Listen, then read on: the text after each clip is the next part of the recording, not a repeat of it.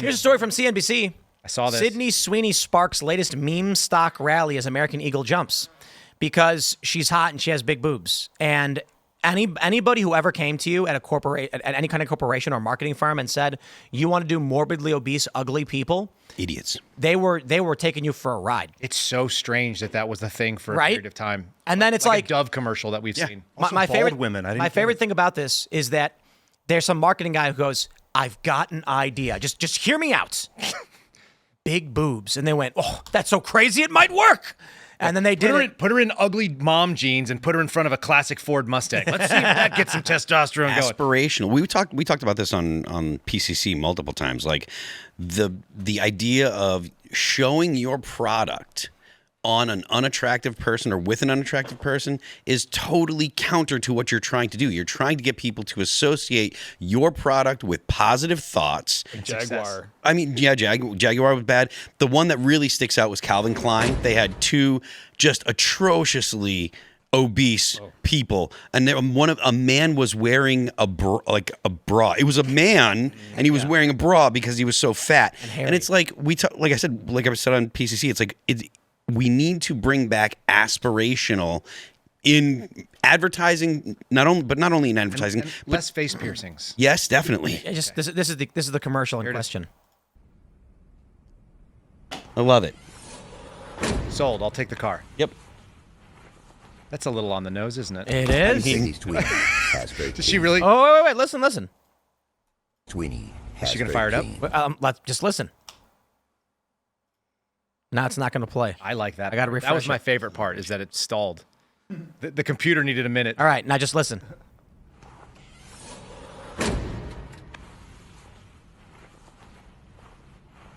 Sydney Sweeney has very jeans.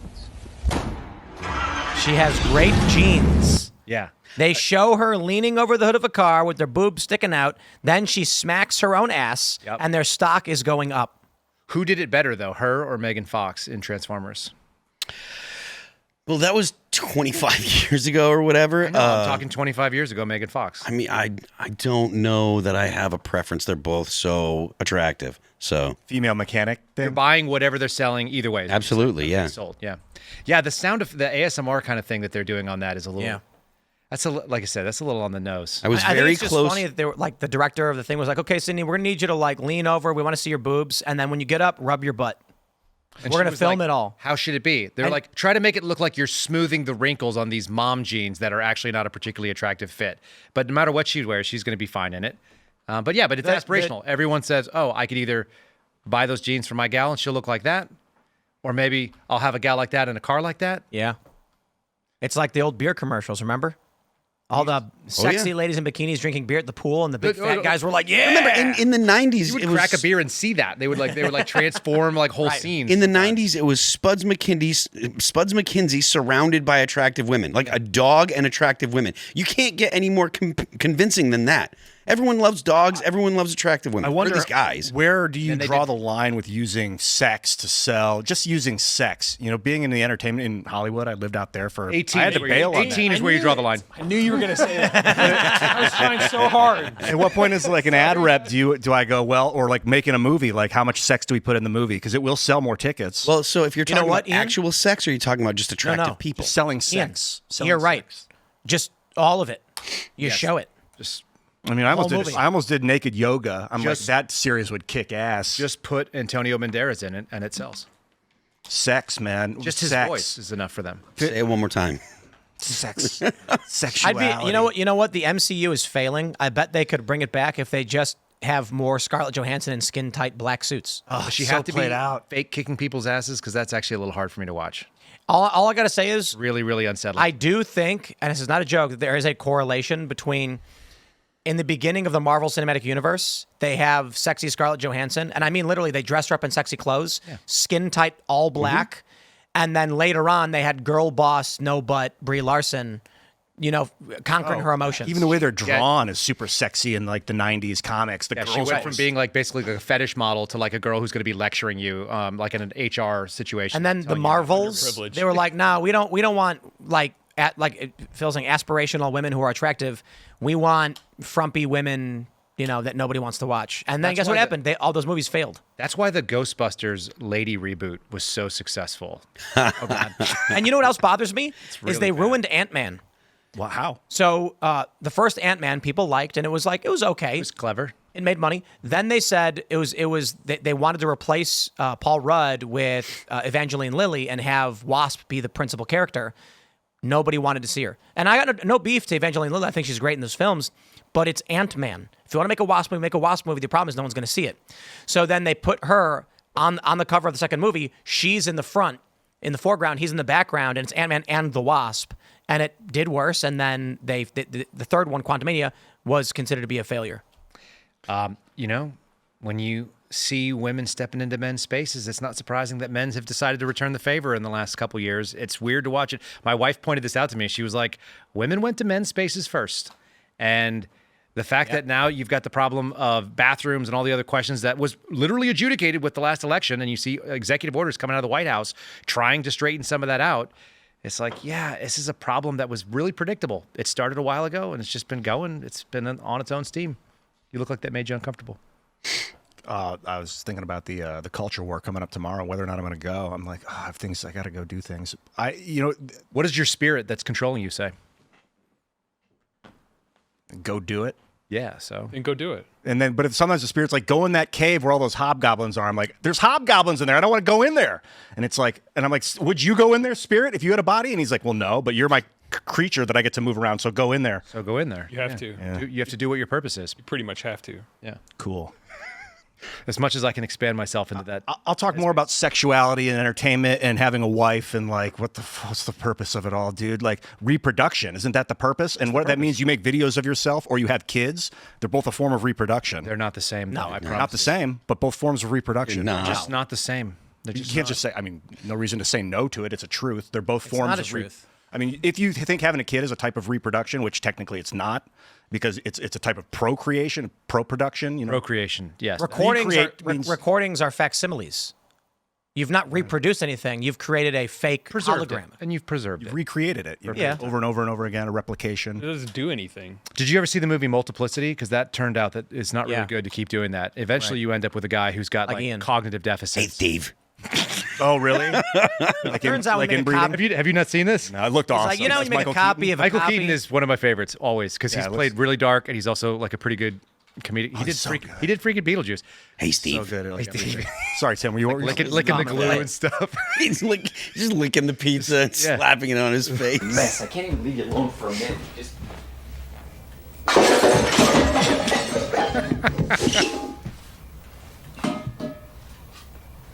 one, two, three, four. Doug, if I might. Yeah. One of those clones is something I said in 2007. The video's still online. I don't believe what it said, though. 3. 4. 12.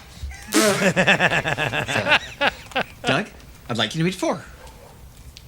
It's so good. I got a lot. That guy gave it to me. I drive a car. He's got a wallet. Come here. Come here. It's so good. Come here. Come here. Come here. Come here. Where'd he come from?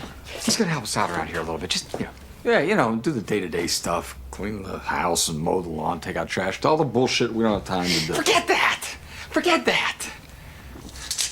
What the hell's wrong with him? Nothing. Nothing really wrong. He's a little special. He's fine. He'll be all right. Yeah, he's special, all right. Doug, see, what we did was we made a copy from 2. And sometimes you make a copy of a copy, it's not quite as sharp as, the original. Well, that's kind of what happened. Leeds loved it. He loved it because he was, All very... right, we get it. Jack Nicholson, man. It's not the same. That's not Jack Nicholson. No, but they served together in Batman, the first movie. Did you say they served together? They did, yes. That might be your best line that I've ever heard you drop. What the hell That is was going fantastic. on? He was emulating Nicholson. there. Ian really overvalues his job. Oh, entertainment, the storytellers of reality, man. In some ways, recreation. They not call really it recreation. reality. That's I actually saw recreating. I'm I gonna- saw I'm gonna Forrest tell you, Whitaker once. that I was said thank you for your fantastic. service. That was fantastic right there.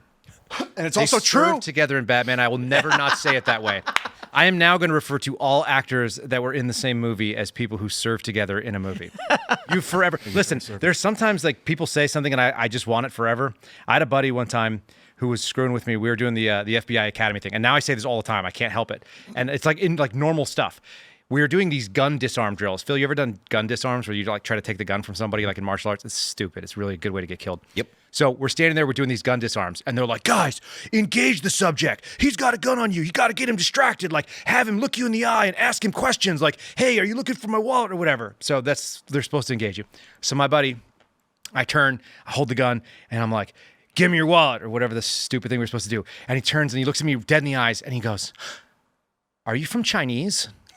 And I fell out laughing. And of course he does like the gun disarm, slap me in the head or whatever. And I'm giggling like an idiot. And they like came over and they yelled at me. So now whenever, like I'll buy something and my wife will be going like, hey, what is that? I'm like, I don't know. It's just like this, it's a product. It's just from Chinese. And she was like, I hate Chinese or whatever. It'll just be that. We say it now. I never say from China anymore. I only say from Chinese. And I'm now only you going to will say they serve together. they serve together in Batman. Serve Thank you for giving together me in that.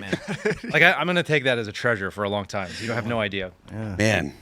So you mean they were in the Batman movie? So Yeah, they served together. They served together on the front lines. They were both the leads in Batman. You might know Michael Front Keaton lines and of Jack Gotham. Nicholson. Yeah. It's really Lots funny of Gotham because State. it's just like for no reason he brings up Jack Nicholson. We're like, what? Okay, Randomly. Keaton was emulating Nicholson in that clip. At the very end, he really took on Nicholson's mannerisms. He must have affected working with him a lot. The part where he was like jumping on the bed.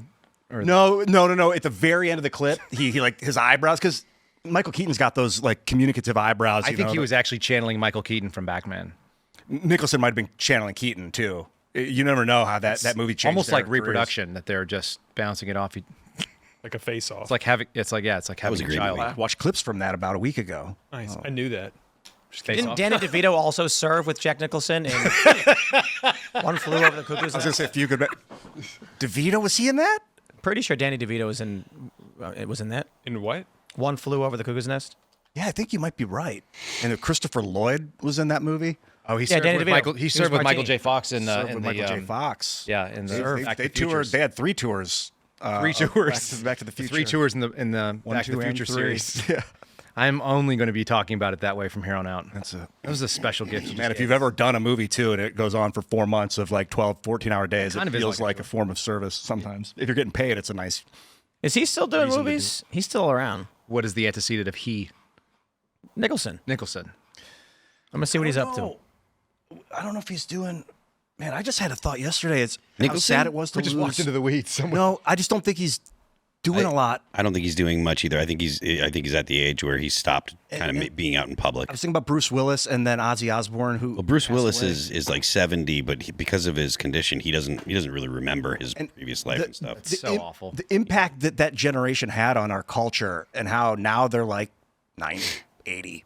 Like, Oh wow, he actually just appeared on SNL. Jack Nicholson? Yeah, and then 10 years before that was SNL. He hasn't done anything since 2010. Well, the Yeah. thing is nobody's seen that because people don't watch SNL. That's true. They don't. Yeah, they don't. Man, his first role was in 1958. what was his first role? Who was he serving with? Yeah. Jimmy Wallace in The Crybaby Killer. Yo. Wow. He served with Harry Lauter and Carolyn Mitchell. I wonder what kind of action they saw. I don't want to take away from the value of combat. I don't want to make a joke about. You're not hurting anybody's Anything. feelings, I promise you. That is fantastic stuff. Yes. Oh, it's so good. Imagine that. There's the shooting, the camera. They're like Look, first this, shooting. the day I had some before, TNT. I was driving home. My mother-in-law made a reference to the movie Splash, which is a weird thing to do. Good and, movie. which I thought was Michael Keaton, but it's actually Tom Hanks. Yep. In it, and Daryl Hannah. Yep. 1984. I don't know why that's in my head, but it is. I actually see the word splash with the parentheses 1984 next to it. And she said something about the movie to my children, who are like, the oldest one is 8. So they've never heard of anything. And I just said, yeah, we'll just stop by a Blockbuster on the way home and we'll grab a copy of Splash. And the only person at the table who laughed was my wife.